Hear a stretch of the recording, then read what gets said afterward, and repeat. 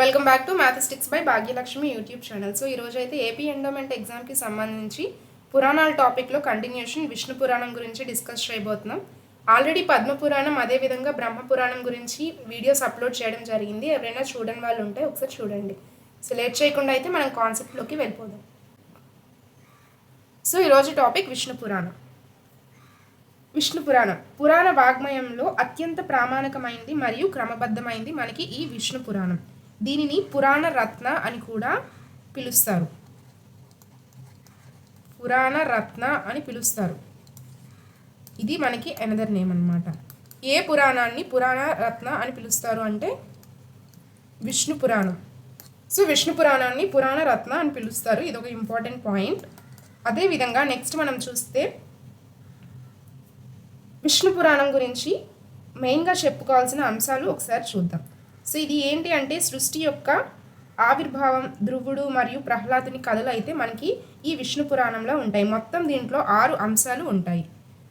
విష్ణు పురాణం మిగిలిన పురాణాల వలె అధ్యాయాలు కాకుండా దీంట్లో అయితే మనకి అంశాలుగా ఉంటాయి. సో విష్ణు పురాణంలో మనకి 6 అంశాలు ఉన్నాయి. అవేంటో చూద్దాం.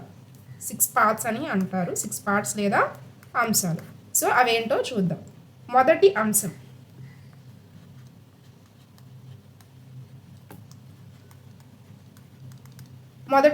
ఇందులో సృష్టి యొక్క ఆవిర్భావం, అదేవిధంగా మనకి ధ్రువుడు కథ మరియు ప్రహ్లాదుని కథలు అయితే మనకి ఈ మొదటి అంశంలో ఉంటాయి. తరువాత రెండవ అంశం.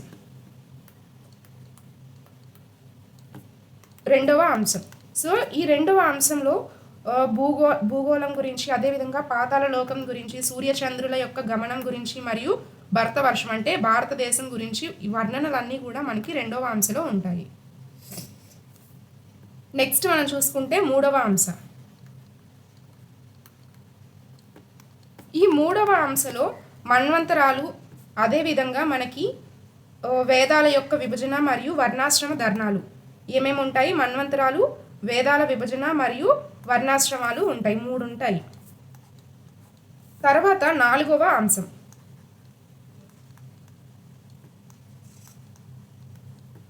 సో ఈ 4వ అంశంలో ఏంటి అంటే సూర్యవంశం మరియు చంద్రవంశ రాజుల చరిత్ర ఉండిద్ది. సూర్యవంశం మరియు చంద్రవంశం రాజుల యొక్క చరిత్ర మనకి 4వ అంశంలో ఉండిద్ది. తర్వాత కంటిన్యూషన్ చూసినట్లయితే మనకి 5వ అంశం. సో ఈ 5వ అంశం ఏముండిద్ది అంటే శ్రీకృష్ణుని యొక్క జననం, అదేవిధంగా మనకి బాల్య లీలలు మరియు ద్వారక వృత్తాంతం. అంటే దీంట్లో చాలా వరకు శ్రీకృష్ణుని యొక్క కథలన్నీ ఉంటాయన్నమాట. అంటే శ్రీకృష్ణుని యొక్క జననం, అదేవిధంగా బాల్య లీలలు, తన బాల్యంలో చేసిన లీలలు మరియు ద్వారక యొక్క వృత్తాంతం మొత్తం కూడా మనకి ఈ 5వ అంశంలో ఉండిద్ది. నెక్స్ట్ లాస్ట్దైన 6వ అంశం. ఈ 6వ అంశంలో ఏంటి అంటే కలియుగం యొక్క వర్ణన మరియు ప్రళయం, అదేవిధంగా మోక్ష మార్గం, మూడిట్ల గురించి అయితే మనకి ఇందులో వర్ణించడం జరిగింది. నెక్స్ట్ మనలో ఇంకా లోతుగా చూసుకున్నట్లయితే ఫస్ట్ ధ్రువుడి కథ గురించి చూసుకుందాం. ఎవరెవరి కథలు వస్తాయి, ఏమేమి స్టోరీస్ వస్తాయి అనేది చూసుకుందాం. చాలా స్టోరీస్ అయితే కొన్ని స్టోరీస్ మల్టిపుల్ పురాణాల్లో అయితే మనకి డిస్కస్ చేయడం జరిగింది. సో ఇందులో ఉన్న ధ్రువుడి కథ ఆల్రెడీ వేరే పురాణంలో కూడా వచ్చే ఛాన్సెస్ ఉన్నాయి. ఒక్కొక్క పురాణంలో డిఫరెంట్ స్టోరీస్ ఉంటాయి, అదేవిధంగా కామన్గా ఉన్న స్టోరీస్ కూడా ఉంటాయి. సో ఇప్పుడైతే మనం ధ్రువుడి కథ చూద్దాం. ఫస్ట్ ధ్రువుడి యొక్క కథ.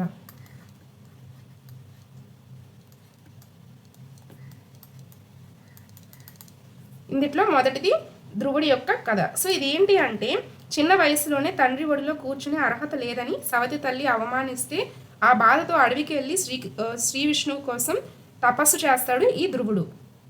అప్పుడు శ్రీ మహావిష్ణువు ప్రత్యక్షమై అతడిని నిశ్చలమైన ధ్రువతార, మనకి ఇక్కడి నుంచే వచ్చింది ధ్రువతార.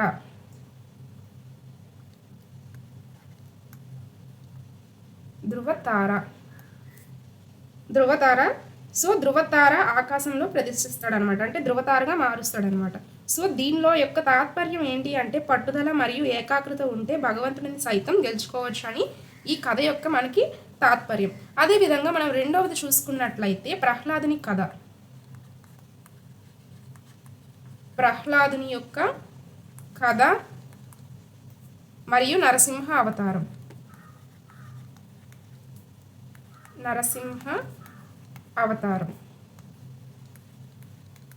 సో ప్రహ్లాదుని కథ అదేవిధంగా నరసింహ అవతారం, ఇది మనం రెండోది చూద్దాం. సో ఇందులో ఏంటి అంటే విష్ణు పురాణంలో ప్రహ్లాదుని భక్తికి అత్యంత ప్రాధాన్యత ఇవ్వబడింది. సో హిరణ్యకశిపుడు తన కుమారుడిని చంపడానికి ప్రయత్నించినప్పుడు ప్రతిసారి విష్ణువు ఎలా రక్షించాడో ఇందులో అయితే మనకి విష్ణు పురాణంలో అయితే వివరంగా ఉంటుంది. భాగవతంలో నరసింహ అవతారం చాలా ఉగ్రంగా ఉంటుంది, కానీ ఈ విష్ణు పురాణంలో ఏంటి అంటే ప్రహ్లాదుని యొక్క తత్వం అంటే జ్ఞానం మీద ఎక్కువగా అయితే దృష్టి పెడతారు. తర్వాత మనం చూసుకున్నట్లయితే జడభరతుని యొక్క కథ మనకి ఇందులో వచ్చింది విష్ణు పురాణంలో. జడభరతుని యొక్క కథ. సో ఈ జడభరతుని కథ ఏంటో చూద్దాం. భరతవర్షం అనే పేరు రావడానికి కారణం మనకి భరత చక్రవర్తి. భరతవర్షం అని పేరు రావడానికి గల కారణం భరత చక్రవర్తి. సో ఈ కథ ఏంటో చూద్దాం. ఈ భరత చక్రవర్తి ఒక జింకపై మక్కువ పెంచుకొని తర్వాత జన్మలో జింకగా అయితే పుడతాడు.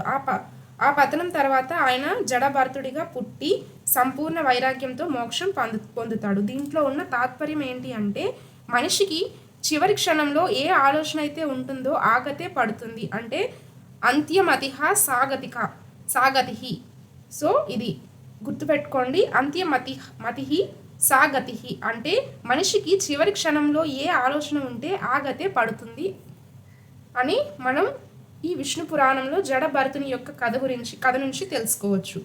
అదేవిధంగా మనం ఇంకా చూసినట్లయితే ఎగ్జామ్స్లో కొన్ని ఇన్డెప్త్గా క్వశ్చన్స్ అడుగుతారు. అవేంటి అంటే రాజవంశాలు. సో మౌర్య వంశం గురించి మనకి ముఖ్యంగా చంద్రగుప్త మౌర్యుడు గురించి అదేవిధంగా చాణక్యుడి గురించి ప్రస్తావించిన పురాణం ఏది అంటే ఈ విష్ణు పురాణం. సో విష్ణు పురాణంలో మనకి అంటే ఇన్డెప్త్గా అడిగే ఛాన్సెస్ ఉన్నాయి. సో అందుకని ఏది మిస్ అవ్వకుండా మనకి రాజవంశాల గురించి మనకి ఈ విష్ణు పురాణంలో ఉంది. సో ఎవరెవరిదా అంటే మౌర్యన్స్ గురించి అయితే విష్ణు పురాణంలో డిస్కస్ చేశారు. మెయిన్గా ఈ మౌర్యన్స్లో మనకి చంద్రగుప్త మౌర్య అదేవిధంగా చాణక్యుడు. సో చంద్రగుప్త మౌర్య మరియు చాణక్యుడి గురించి అయితే ప్రస్తావించిన పురాణం ఈ విష్ణు పురాణం. మౌర్య రాజుల పేర్లను ఇది ముందే ప్రస్తావించడం విశేషం అన్నమాట. మనం ఇంకా చూసుకున్నట్లయితే ఇందులో కలియుగ వర్ణన గురించి కూడా ఉంది. ఈ విష్ణు పురాణంలో మనకి కలియుగ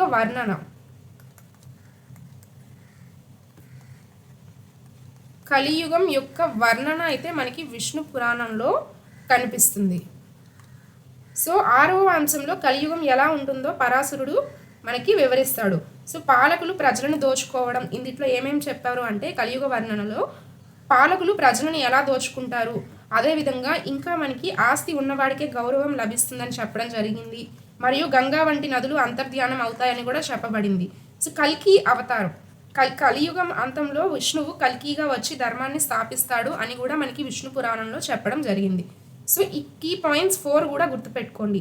ఒకటి, పాలకులు ప్రజలను దోచుకుంటారు, మరియు రెండవది ఆస్తి ఉన్నవాడికే గౌరవం లభిస్తుంది. అదేవిధంగా మూడవది ఏంటి అంటే గంగా వంటి నదులు అంతర్ధ్యానం అవుతాయని, మరియు 4వ పాయింట్ ఏంటి అంటే కల్కి అవతారం, అంటే కలియుగం అంతంలో విష్ణుమూర్తి కల్కిగా వచ్చి ధర్మాన్ని ఎలా స్థాపిస్తారు, ఇవన్నీ కూడా మనకి ఈ కలియుగ వర్ణనలో వివరించడం జరిగింది. ఇవన్నీ కూడా మనకి విష్ణు పురాణంలో ఉన్నాయి. 6వ అంశంలో, ఎన్నో అంశం అంటే 6వ అంశంలో. సో విష్ణు పురాణంలో మనకి అంశాలు అయితే ఉంటాయి, ఖండాలుగా కాకుండా అంశాలుగా విభజించడం జరిగింది. మొత్తం ఎన్ని అంశాలు అంటే మొత్తం 1 నుంచి 6 అంశాలు అయితే ఉంటాయి. వాటిలో 6th అయిన 6వ అంశంలో మనకి ఇవన్నీ ఉంటాయి, అంటే కలియుగం వర్ణన. సో ప్రజెంట్ అయితే ఇవన్నీ జరుగుతున్నాయి కదండి, పాలకులు అయితే ప్రజల్ని దోచుకుంటున్నారు, అది కరెక్టే. రెండవది, ఎవరికైతే ఆస్తి ఉంటుందో వారికి గౌరవం అనేది లభించడం జరుగుతుంది ఈ ప్రజెంట్ ఉన్న కలియుగంలో. సో కొన్ని నదులు కూడా మనకి ఈ గ్లోబల్ వార్మింగ్ ఇలాంటి వాటి వల్ల ఏంటి అంటే కొన్ని నదులు కూడా అంతరించిపోతున్నాయి. అదేవిధంగా సో ఇవన్నీ అధర్మం ఎక్కువ అయినప్పుడు మనకి ధర్మం స్థాపించడానికి కలియుగం అంతంలో అంటే ఈ యుగం లాస్ట్లో అయితే శ్రీ మహావిష్ణువు కల్కిగా వచ్చి అధర్మాన్ని తీసేసి ధర్మాన్ని తిరిగి స్థాపించడం జరిగింది అని మొత్తం కూడా మనకి ఈ కలియుగ వర్ణనలో వివరించడం జరిగింది. ఏ పురాణం అండి? విష్ణు పురాణం. విష్ణు పురాణం. సో అదేవిధంగా మనం తర్వాత ఇంకా చూసుకున్నట్లయితే పురాణ లక్షణాలు మనం 5 చెప్పాం. పంచ పురాణ లక్షణాలు అని మొత్తం 5 చెప్పాం. సో పురాణానికి ఏదైతే ఉండాలో పురాణానికి ఉండాల్సిన 5 లక్షణాలు అంటే సర్గ మరియు సర్గ ప్రతిసర్గ ఇలాంటివి మొత్తం మనకి 5 లక్షణాలు అయితే ఉన్నాయి. సో ఇవన్నీ కూడా విష్ణు పురాణంలో ఖచ్చితంగా పాటించబడడం జరిగాయి. అందుకే దీన్ని ఆదర్శ పురాణం అని కూడా అంటారు. విష్ణు పురాణాన్ని ఆదర్శ పురాణం అని కూడా అనడం జరిగింది. సో ఇంకా దీంతో పాటు పరాశరుడు, మైత్రేయుడు వీరి గురించి కూడా వక్త శ్రోత గురించి కూడా మనకి ఇందులో ఉంటుంది. నెక్స్ట్ మనం చూసుకున్నట్లయితే సముద్ర మదనం అంటే అమృతం కోసం దేవదానవులు సముద్రాన్ని చిలికిన ఘట్టం ఇందులో చాలా వివరంగా అయితే మనకి ఉంటుంది. ఈ విష్ణు పురాణంలో సముద్ర మదనం గురించి ఇన్ డెప్త్గా అయితే ఉంటుంది. అదేవిధంగా ఇంకా మనం చూసుకున్నట్లయితే దుర్వాస మహర్షి ఇచ్చిన శాపం వల్ల ఇంద్రుడు తన ఐశ్వర్యాన్ని అంటే లక్ష్మిని కోల్పోతాడు. సో అప్పుడు విష్ణువు సూచన మేరకు దేవదానవులందరూ కూడా మందర పర్వతాన్ని కవ్వంగా వాసుకుని తాడుగా చేసి సముద్రాన్ని చిలుకుతారు. సో అప్పుడు హాలాహలం తర్వాత ఐరావతం ఈ హాలాహలంలో బయటపడినవి ఏంటి అంటే ఐరావతం ఒకటి, అదేవిధంగా ఉచ్చైశ్రవం ఒకటి, కల్పవృక్షం మరియు మహాలక్ష్మి ఆవిర్భవించడం జరిగింది. సో ఆవిర్భవిస్తారు వీళ్ళైతే. లక్ష్మీదేవి పుట్టిన వెంటనే విష్ణువుని వరించడం ఇందులో మనకి ప్రధాన ఘట్టం. ఈ సముద్ర మదనంలో దీన్ని బాగా వివరించడం జరిగింది. సో మనకి ఎగ్జామ్ పాయింట్ ఆఫ్ వ్యూలో అడిగే క్వశ్చన్ ఇలా కూడా ఉండొచ్చు. లక్ష్మీదేవికి విష్ణువుకు ఉన్న అవినాభావ సంబంధాన్ని అంటే నిత్యతత్వం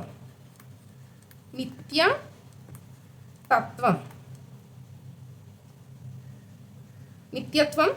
సో ఈ పురాణం అయితే మనకి బాగా చెప్తుందన్నమాట. అంటే లక్ష్మీదేవి పుట్టిన వెంటనే విష్ణువుని వరించడం బాగా ఇందులో ఇన్డెప్త్గా మనకి వివరించడం జరిగింది. నెక్స్ట్ చూసుకున్నట్లయితే వర్ణాశ్రమ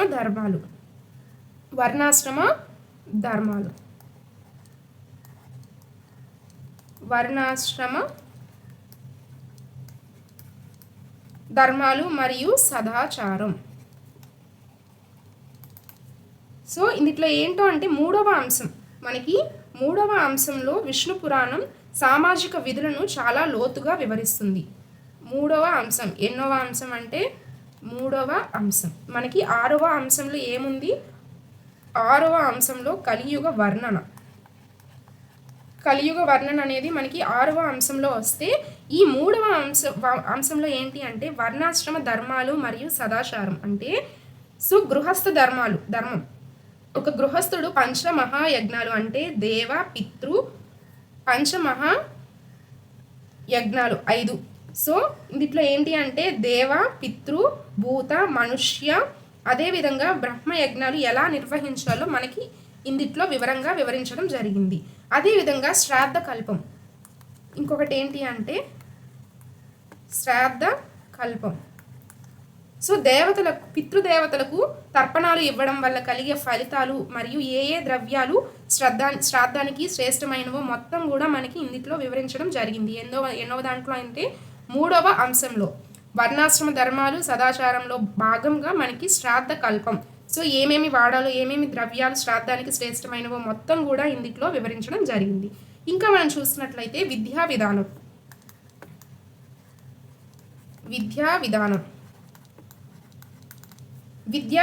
అంటే గురుకులంలో విద్యార్థి యొక్క క్రమశిక్షణ ఎలా ఉండాలో అనే అంశాలు మొత్తం కూడా మనకి ఇందులో వివరించడం జరిగింది.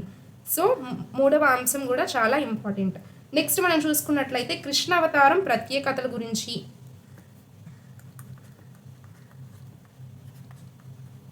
కృష్ణావతారం యొక్క ప్రత్యేకతలు అంటే విష్ణు పురాణంలో కృష్ణుడికి ఒక గొప్ప ముక్తి ప్రదాత గానే కాకుండా భూమిపై భారమును తగ్గించడానికి అంటే దుష్ట శిక్షణకు వచ్చిన యుగ పురుషుడిగా కూడా మనకి ఇందులో చూపించడం జరిగింది. సో కంసుడిని చంపడం వెనుక ఉన్న వ్యూహాలు మరియు మధురలో కృష్ణుడు స్థాపించిన ధర్మం గురించి 5వ అంశంలో మనకి వివరంగా ఉంటుంది. 5వ అంశంలో మనకి కంసుని యొక్క కథ, అదేవిధంగా విష్ణు పురాణంలో ఏంటి అంటే మెయిన్గా కృష్ణుడిని ఒక గొప్ప ముక్తి ప్రదాతగా కాకుండా భూమిపై భారాన్ని తగ్గించడానికి అంటే దుష్ట శిక్షణ చేయడానికి వచ్చిన యుగ పురుషుడిగా కూడా చూపించడం జరిగింది.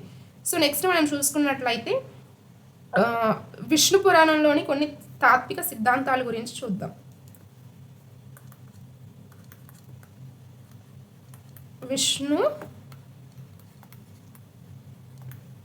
విష్ణు పురాణంలోని కొన్ని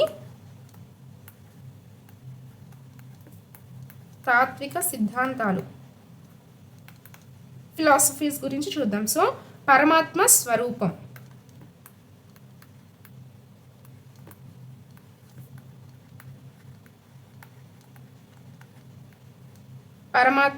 స్వరూపం, విష్ణువు కేవలం ఒక వ్యక్తి కాదు, ఆయన వాసుదేవ అంటే అన్నిటిలో నివసించేవాడు. ఓం నమో వాసుదేవాయ అనే మంత్రం యొక్క ప్రాముఖ్యతను మనకి ఇక్కడే కనిపిస్తుంది.